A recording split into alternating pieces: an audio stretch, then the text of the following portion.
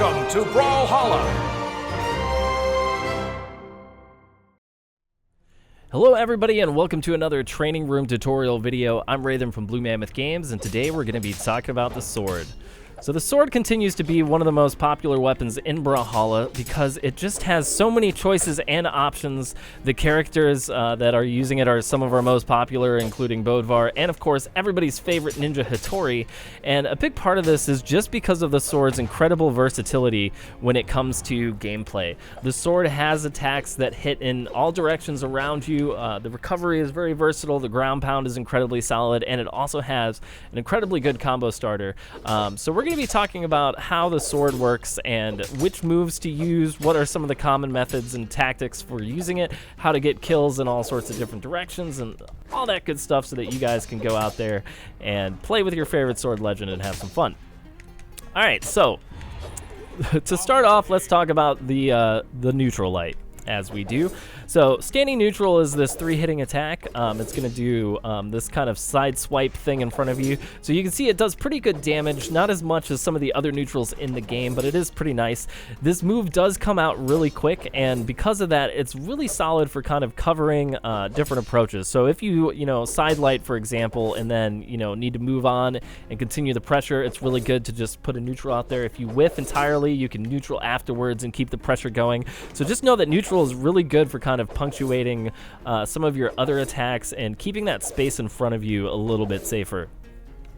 Alright, next let's talk about the side light. So side light is the sword roll. It doesn't do quite as much damage as the neutral, but it is really good for approaching, especially out of dodges. If somebody is trying to, chase away from you, you actually get a little bit more momentum on this move if you do it out of a speed dodge, which is pretty cool.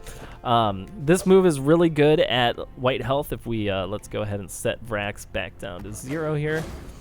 All right, here we go. So at white health, you can actually do some strings based on where you think the opponent's going to be off of side light. And this is a very common way to kind of start your sword pressure based on what you think your opponent is going to do after you've connected the side light with them. At later levels of health, it's going to be knocking them too far away for this, but you can still chase dodge and come up with some interesting methods to keep the pressure going.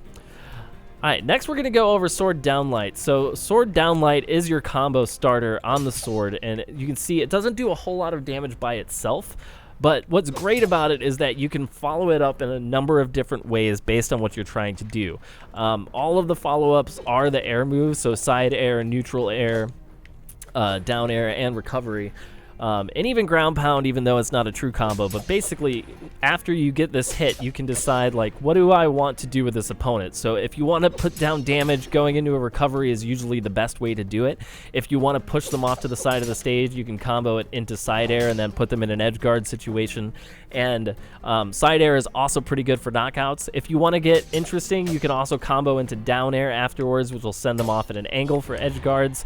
And so this is a big part of the reason why sword remains to be a really strong weapon to use despite a number of damage decreases compared to other weapons, is just the fact that these combos that you're getting, while they're not doing a huge amount of damage, what they are doing is kind of giving you choices as to where you want to put your opponent. So just know that all of these different follow-up options all do slightly different things and have different purposes.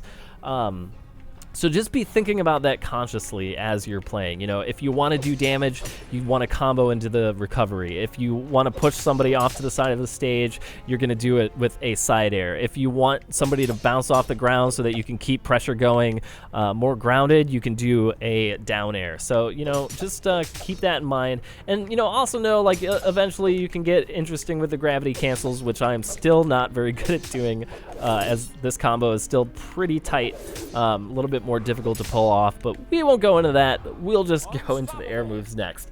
So let's talk about side air. So side air is still a really popular approach option on sword, and it's also really good grounded because side air on sword has some pretty generous hitboxes to where, let's see if I can get this to work properly. To where it's going to hit legends who are pretty close to you, pretty close in front to you as well. It also has really good range. It actually has longer range than the neutral, which is, let's see if I can demonstrate this. So the neutral hits, maybe about this far.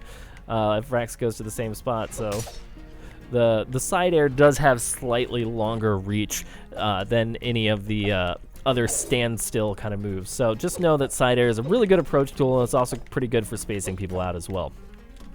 All right, another popular approach move is to use down air, and part of the reason for this is because as you go on in health levels, down air will send the opponent into the ground, causing them to bounce upwards, which you can then follow up for potential juggle knockouts.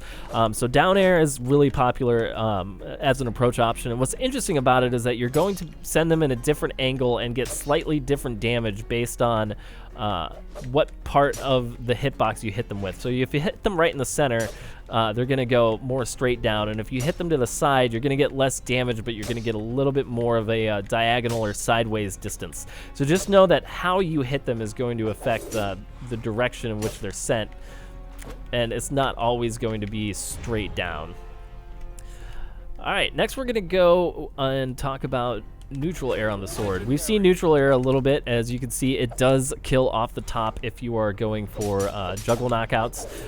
But what's interesting about the nair is that, or neutral air rather, is that it can hit people on the ground if you do this just correctly, which makes it also kind of a really ambiguous approach option if done exactly right. You really have to get people on the edge of this to hit people off the ground with it, but it is definitely one of the options and something that you'll end up seeing quite a bit at higher levels of play.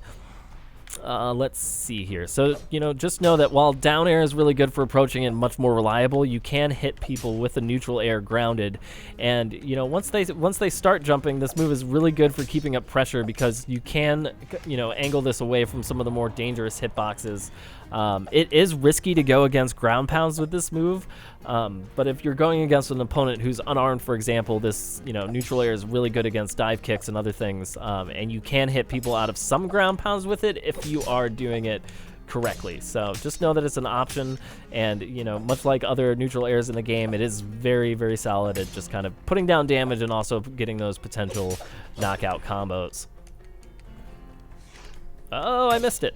Okay. All right, so let's talk about recovery and ground pound next. So ground pound is pretty fast. It does some nice damage for the sword, one of the more damaging moves on the sword, much like the recovery. So you can actually combo this after downlight, but only at very specific health levels and distances, so I wouldn't always recommend trying to go for that. However, it's pretty standard as far as edge guarding ground pound goes. It does slightly less force than some of the other slower ground pounds, because it comes out so quickly. And it is also used in a lot of really common edge guarding strings that you'll see on newer players. So let's see if we can get Vrax off to the side. So funny because the way that bots jump are always so different from the way that people jump. All right. Well, anyway, you get the idea. Let's talk about recovery next. Recovery is actually, let's set Rex to jump here. Recovery is actually one of the most damaging moves on the sword. If you land all of the hits, it's going to do 27 points of damage. So it's the best damage option tool that you have on the sword, which is pretty good to say. Like, as far as recoveries go, you get quite a bit of distance off of this recovery. You can see, like, we're coming down here from invisible land and getting up with the recovery, so it does go quite the distance. Now, if you hit a player towards the end of the recovery move, you're only going to get some of those hits, which means that it is going to do less damage if you're flying across the stage to hit somebody at the back end of this move. But just be aware that it is a very strong move. It does start up really fast, but it doesn't have a whole lot of priority. So you're not going to be beating a lot of down airs with this move. You cannot counter ground pounds at all with this move. If you try to counter a ground pound, you are going to die.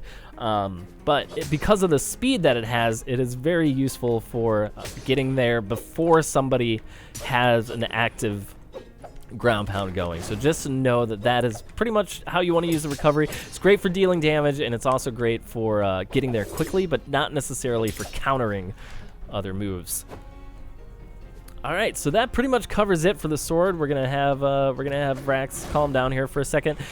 You know, the sword continues to be a popular favorite among Brawlhalla players simply because of the way that it works and how you always have a choice for pretty much any scenario that you can find yourself in. So if you're somebody who likes to play a very mix-up oriented style, or you like having a weapon that can switch between being defensive and aggressive, if you know you're somebody who likes to have a very balanced kind of play style, a sword is probably a weapon for you. It's also something that I would recommend to newer players because it does feel slightly more I don't want to say intuitive, but it is definitely easier to pick up than some of the other weapons. Most of the moves in it are very straightforward in their purpose and how they work. There's not a lot of new things to learn about how to use the sword as far as the general playstyle of Brawlhalla goes. So it is definitely a weapon I would recommend. I personally have clocked a lot of hours on Sir Roland, who is one of my favorite legends of all time. So definitely have played a number of games with the sword in my day. So yeah. Anyway, that about covers this video, this introduction to the sword. I hope it was helpful to you if you're thinking about picking up a sword legend. Let me know in the comments below what other topics you would like to see us cover in these training room tutorial videos outside of weapons, as we'll be covering all of them. And hopefully I'll see you next time.